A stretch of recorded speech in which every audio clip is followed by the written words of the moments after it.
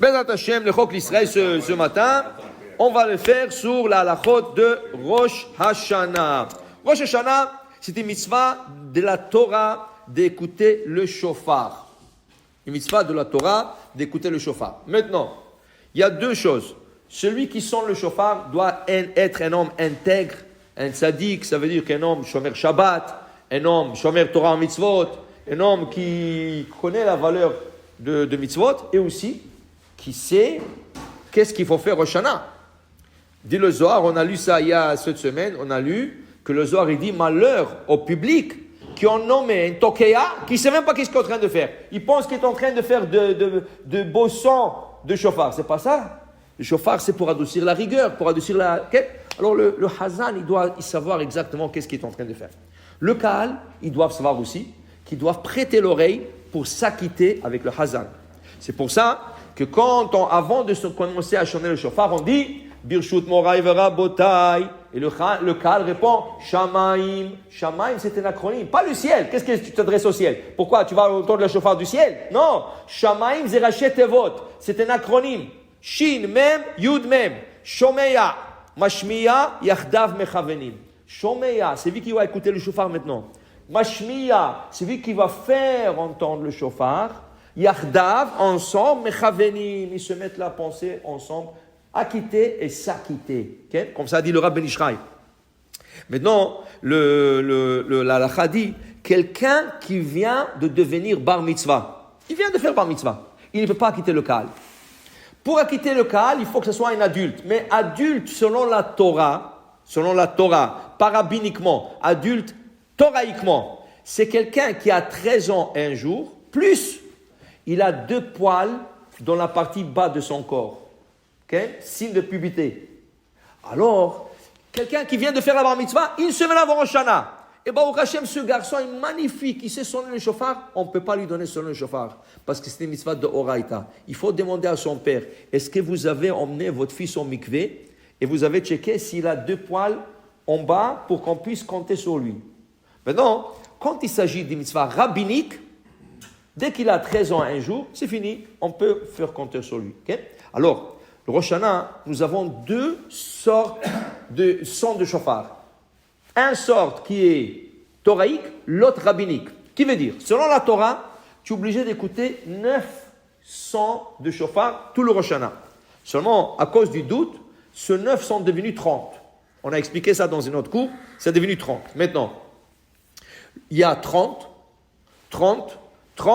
10 et 1. Ça veut dire, entre le Sefer Torah, après le Sefer Torah, avant de commencer le Moussaf, tout le monde sont assis et on sent 30 sons de shofar. Ça, c'est Tkiot de Miyoshev, Tkiot assis.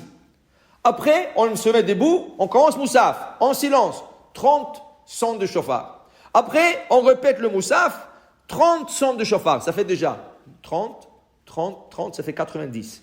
Après, le Moussaf, Kaddish, avant la fin de Kaddish, 10 sons de shofar, ça fait 100.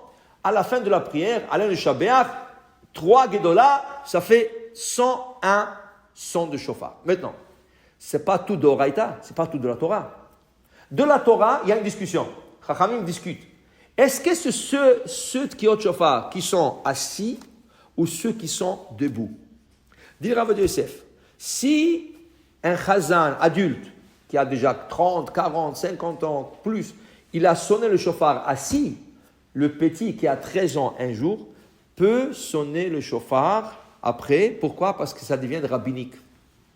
Ça devient rabbinique. Okay? Maintenant, seulement il y a qui pensent que c'est le contraire. Ce que nous sonnons le shofar assis, c'est rabbanan, rabbinique.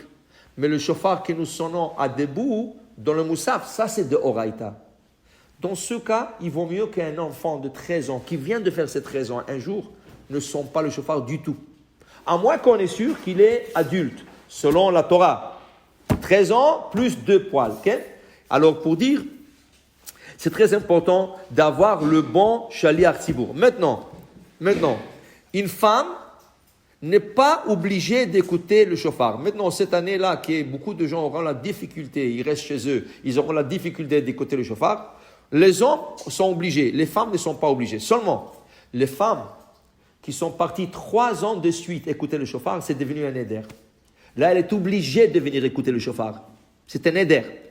Mais on te dit que si pour 1 an ou 2, la femme, pas l'homme, la femme veut ne pas aller à la synagogue pour une raison valable, exemple, elle vient d'accoucher un bébé. Elle va toujours écouter le shofar, mais vient d'accoucher un bébé. Elle ne peut pas venir à la synagogue avec le bébé. Pour 1 an ou 2, pour que le petit il grandit, elle est exemptée de venir écouter le shofar et reprendra son habitude après. Okay? Mais non, si elle dit non, tu sais, c'est déjà mon 2e, 3e bébé, et vraiment c'est difficile, je ne peux plus aller le Rosh Hashanah, dans ce cas, elle fera Atarat Nedarim. Elle fera l'Atarat Nedarim de ne pas... Ah, c'est ça. Alors, pour les gens qui sont malades, pour les femmes qui sont malades, ou les femmes qui ne peuvent pas venir à la synagogue, elles sont exemptées cette année d'écouter le shofar, okay? Parce qu'elles vont le refaire l'année d'après ou après, pour les femmes. Mais pour les hommes, non. Pour les hommes, c'est une obligation. C'est pour ça que si on connaît quelqu'un qui venait toujours à la synagogue et pour une raison ou pour une autre, il ne peut pas venir, c'est bien de lui enlever Tokea qui va lui sonner le shofar. Okay? Maintenant, à cause que les hommes sont obligés et les femmes sont exemptées, quand les hommes sonent le shofar, ils font la bracha. Quand on sonne le shofar pour une femme, quand un hazan, il sonne le shofar pour une femme, pour le séfarade, il est interdit de faire la bracha. Elle est exemptée.